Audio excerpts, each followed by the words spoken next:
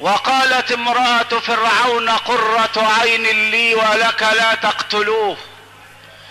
لا تقتلوه عسى ان ينفعنا او نتخذه ولدا وهم لا يشعرون.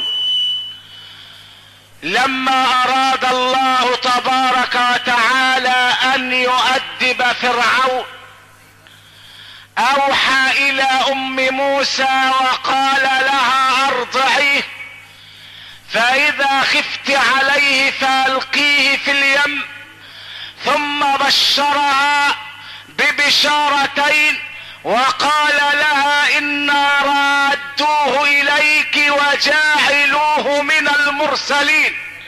عبدي انت تريد وانا اريد، ولا يكون الا ما اريد، فان سلمت لي فيما اريد كفيتك ما تريد، وان لم تسلم لي فيما اريد اتعبتك فيما تريد، ولا يكون الا ما اريد.